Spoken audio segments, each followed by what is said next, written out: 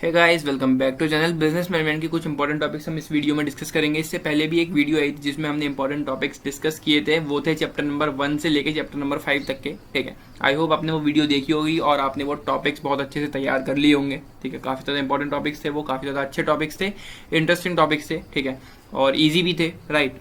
और अब बारी है चैप्टर नंबर 6 से लेके चैप्टर नंबर 10 तक के इंपॉर्टेंट टॉपिक्स, जो कि ऑब्वियसली बहुत ईजी हैं और बहुत अच्छे से हमने उन टॉपिक्स को पढ़ा है और समझा है। आई होप आपने सारी वीडियोस वो देखी होंगी, और अगर आपने अभी तक वो वीडियोस सारी नहीं देखी तो अभी भी आपके पास टाइम है, उनको अच्छे से देख सकते हैं, समझ सकते हैं। ठीक है, फिलहाल जो मैं इंपॉर्टेंट टॉपिक्स बता रहा हूँ आपको, उन पर आप ज़्यादा ध्यान दें, राइट।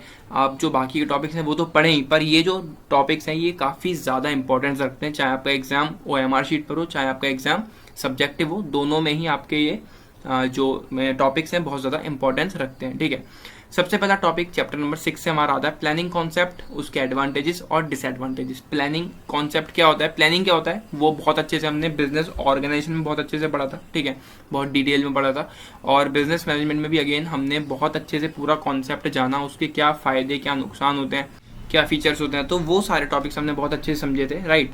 आगे बढ़ते हैं, मीनिंग ऑफ इफेक्टिव प्लानिंग। अब ये इफेक्टिव प्लानिंग जो है कोई बहुत ज्यादा मार्क्स का क्वेश्चन नहीं बनेगा, लेकिन 3-4 नंबर में, 2 नंबर में बहुत इजीली ये क्वेश्चन आपसे पूछा जा सकता है। इफेक्टिव प्लानिंग क्या होती है, ठीक है, आपको पता होगा इफेक्टिव प्लानिंग क्या होती है अगर आपने अच्छे से वो वीडियोस देखी होंगी तो।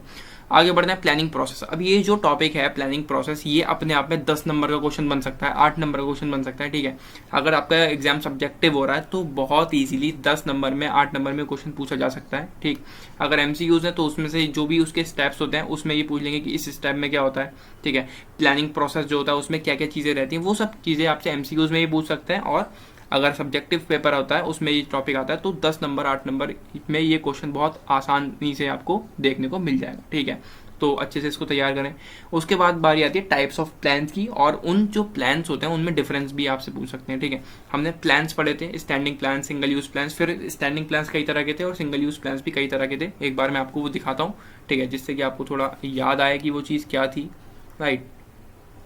तो ये वो टॉपिक है टाइप्स ऑफ प्लान्स। प्लान्स 2 तरह के होते हैं, स्टैंडिंग प्लान्स और सिंगल यूज प्लान्स। अब और थोड़ा डिटेल में जाएंगे, स्टैंडिंग प्लान्स जो मेन चीज़ है। स्टैंडिंग प्लान्स के भी कुछ टाइप्स होते हैं, 6 तरह के टाइप्स होते हैं, हमने बहुत अच्छे से पढ़े थे और वो समझे थे।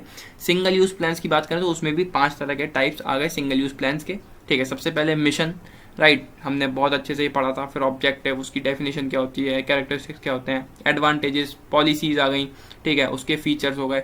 इस तरह से आपसे डिफरेंस पूछे जा सकते हैं कि ऑब्जेक्टिव और पॉलिसीज में डिफरेंस बताओ। जितने भी ये प्लान्स हैं किसी का भी वो आपसे डिफरेंस पूछ सकते हैं। ठीक है, तो काफ़ी ज़्यादा इंपॉर्टेंस रखता है ये भी टॉपिक।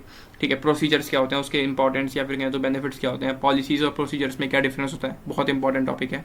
ठीक है, रूल्स एंड मेथड्स क्या होते हैं, ठीक है, मेथड क्या होता है, रूल्स मेथड्स में डिफरेंस क्या होते हैं। मैंने आपसे उस समय भी कहा था कि डिफरेंस बहुत पूछे जाते हैं और बहुत इंपॉर्टेंट टॉपिक है। स्ट्रेटेजीज, उसकी कैरेक्टरिस्टिक्स, फिर स्टैंडिंग प्लान्स के एडवांटेजेस अपने आप में क्या है, ठीक है, उसके डिसएडवांटेज। फिर हम बात करेंगे सिंगल यूज प्लान्स की, उसमें भी अगेन प्रोग्राम, फिर नंबर 2 आता है प्रोजेक्ट्स, नंबर 3 शेड्यूल, बजट, फिर 5 स्टैंडर्ड्स। तो ये सारी चीज़ें आपको बहुत अच्छे से दोबारा से पढ़नी है। आपने वैसे तो सारी वीडियोस देखी होंगी, ठीक है, जिसने नहीं देखी वो देखें, और जिसने देख भी लिए हैं वो दोबारा इन चीज़ों को करे और डिफरेंस पे वो ज़्यादा ध्यान दे। ठीक है, डिफरेंस आपसे किसी भी तरह से वो पूछ सकते हैं, किसी भी प्लान का वो आपसे डिफरेंस पूछ सकते हैं, और आपसे ये भी कह सकते हैं कि इस पर्टिकुलर प्लान को आप डिफाइन करो। ऐसे कह सकते हैं डिफाइन बजट्स एंड शेड्यूल्स, या फिर कहें तो डिफाइन प्रोजेक्ट्स, या फिर define single use plan, define standing use plan. आपसे कुछ भी क्वेश्चन पूछा जा सकता है, लेकिन टॉपिक यही रहेगा कि टाइप्स ऑफ प्लान्स, राइट। तो इस टॉपिक को आप पूरा अच्छी तरह से कवर कर लो,